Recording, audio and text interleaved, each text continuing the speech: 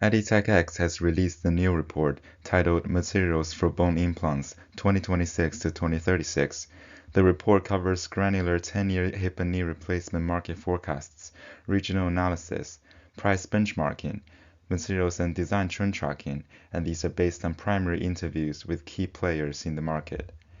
Hip and knee replacement is primarily used to treat severe osteoarthritis, which is on the rise due to an aging population and increasing obesity rates. The market size of joint replacement varies significantly by region due to differences in demographics, healthcare access, and pricing.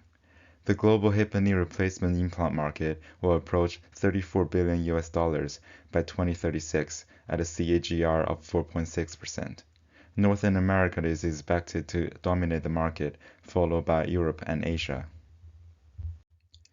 The US is the global profit pool for hip and knee replacements, combining very high penetration, premium pricing, and rapid adoption of enabling technologies such as surgical robotics. Developed countries such as the UK and Germany are mature markets with large, stable volumes but limited long-term growth potential due to market saturation and sometimes constrained public healthcare capacity. Much of the Asian countries are high-growth, low-penetration markets due to the large population base but uneven healthcare access and insurance coverage. Many South American and Middle Eastern countries also fall into this category.